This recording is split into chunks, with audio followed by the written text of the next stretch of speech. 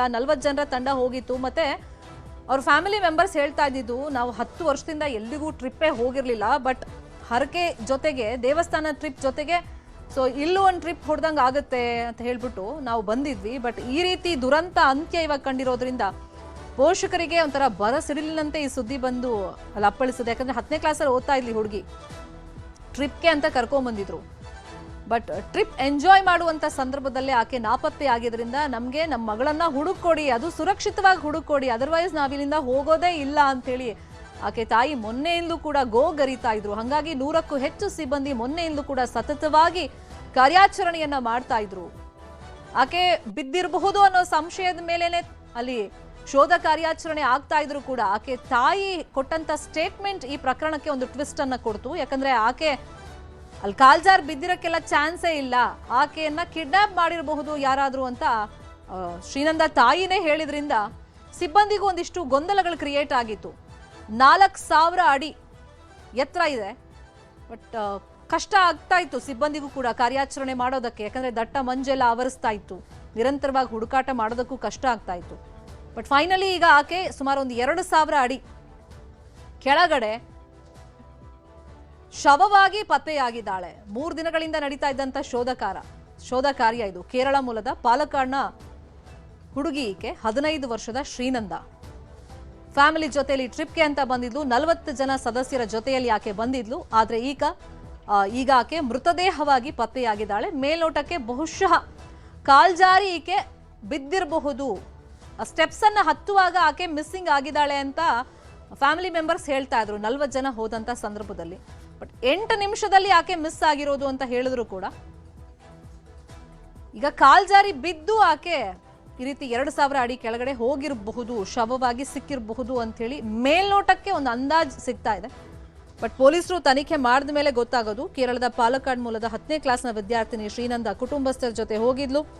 ಚಿಕ್ಕಮಗಳೂರು ಪ್ರವಾಸಕ್ಕೆ ಅಂತ ಬಂದಿದ್ರು. ಮಿಸ್ಸಿಂಗ್ ಆದ್ಮೇಲೆ ಅರಣ್ಯ ಇಲಾಖೆ ಸೇರಿದಂತೆ ಅಗ್ನಿಶಾಮಕ ಸಿಬ್ಬಂದಿ 100ಕ್ಕೂ ಅಧಿಕ ಸಿಬ್ಬಂದಿ ಕಾರ್ಯಾಚರಣೆಯನ್ನ ನಿರಂತರವಾಗಿ ಮೊನ್ನೆಯಿಂದಲೂ ಮಾಡ್ತಾ ಇದ್ರು.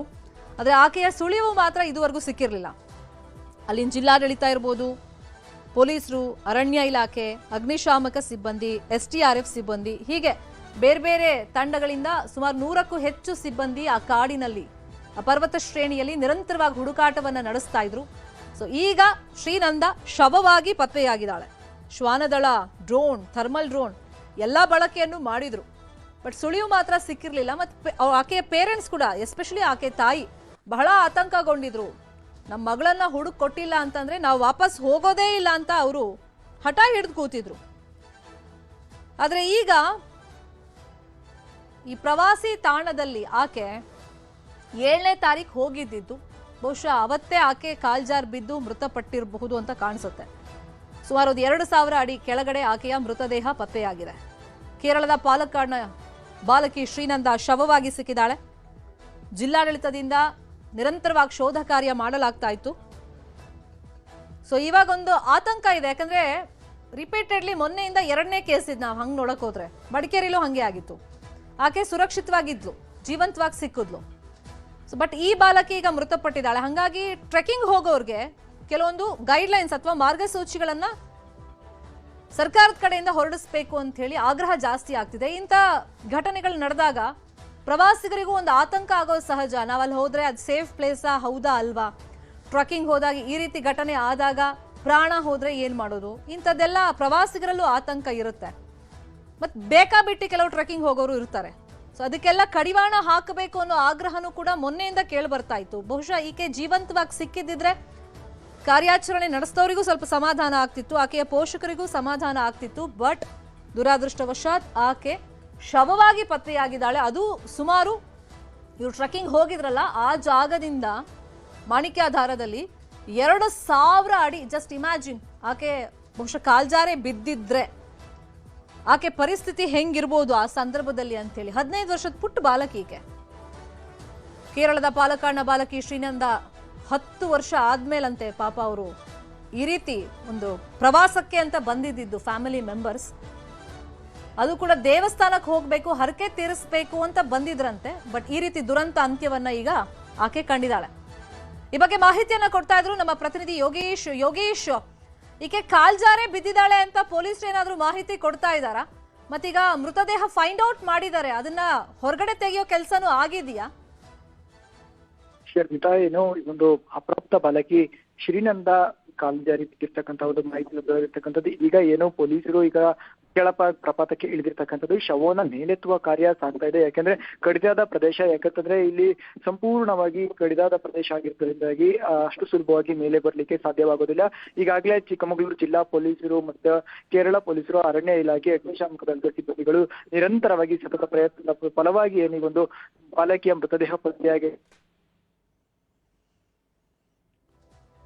ಕೊನೆಗೆ ನೆಟ್ವರ್ಕ್ ಇಶ್ಯೂ ಅನ್ಸುತ್ತೆ, ಮತ್ತೆ ಮಾಹಿತಿಯನ್ನ ಪಡ್ಕೊಳ್ತಾ ಹೋಗೋಣ. ಈಗ ಮೃತದೇಹ ತೆಗೆಯೋದು ಕೂಡ ಸವಾಲಿನ ಕೆಲಸ, ಇಷ್ಟು ತನಕ ಹುಡುಕೋ ಸವಾಲಿನ ಕೆಲಸ ಆಗಿತ್ತು.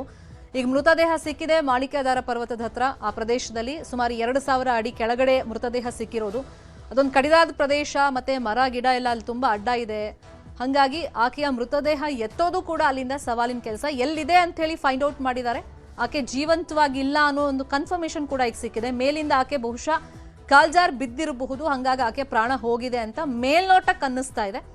ಆಕೆ ಶವ ಸಿಕ್ಕ ಮೇಲೆ ಪೊಲೀಸರು ಅಧಿಕೃತವಾಗಿ ಏನೆಲ್ಲ ಸ್ಟೇಟ್ಮೆಂಟ್ಗಳನ್ನ ಈ ಪ್ರಕರಣದಲ್ಲಿ ಕೊಡ್ತಾರೆ, ನಾಪತ್ತೆ ಪ್ರಕರಣದಲ್ಲಿ ಅನ್ನೋದನ್ನ ನೋಡಬೇಕಾಗುತ್ತೆ. ಸತತವಾಗಿ 100ಕ್ಕೂ ಅಧಿಕ ಸಿಬ್ಬಂದಿ ಕಾರ್ಯಾಚರಣೆಯನ್ನ ಮಾಡ್ತಾ ಇದ್ರು. ಆಕೆನ ಸುರಕ್ಷಿತವಾಗೇ ಮೇಲಕ್ಕೆ ಕರ್ಕೊಂಡ್ ಬರಬೇಕು ಅಥವಾ ಆಕೆನ ಫೈಂಡ್ ಔಟ್ ಮಾಡಬೇಕು ಅಂತ ತಮ್ಮ ಕೈಲಾದ ಪ್ರಯತ್ನವನ್ನ ಮಾಡಿದ್ದಾರೆ. ಬಟ್ ಬಹುಶಃ ಆಕೆ 7ನೇ ತಾರೀಕು ಮಿಸ್ಸಿಂಗ್ ಆಗಿರೋದು, ಅವತ್ತೇ ಕಾಲ್ಜಾರ್ ಬಿದ್ದು ಮೃತಪಟ್ಟಿರುವಂತ ಚಾನ್ಸಸ್ ಇರಬಹುದೇನೋ ಮೇಲ್ನೋಟಕ್ಕೆ ನೋಡಿದ್ರೆ. ಯಾಕಂದ್ರೆ 2000 ಅಡಿ ಅಂದ್ರೆ ಸಾಮಾನ್ಯ ಮಾತಲ್ಲ, ಮತ್ತೆ 15 ವರ್ಷದ ಹುಡುಗಿ ಆಕೆ ಅಷ್ಟೇ. ಈಗ ನೋಡಿದ್ರೆ ಶವವಾಗಿ ಪತ್ತೆಯಾಗಿದ್ದಾಳೆ. ಆಕೆ ತಾಯಿ ಬಹಳಷ್ಟು ಆತಂಕಗೊಂಡಿದ್ರು. ಅಂದ್ರೆ ಅವ್ರು ನಂಬಕ್ ರೆಡಿ ಇರಲಿಲ್ಲ. ಅಂದ್ರೆ ಇವಾಗ ವಿಷಯ ಗೊತ್ತಾಗಿದೆ, ಆಕೆ ಮೃತದೇಹ ಸಿಕ್ಕಿದೆ, ಶವವಾಗಿ ಪತ್ತೆಯಾಗಿದ್ದಾಳೆ ಅಂತ.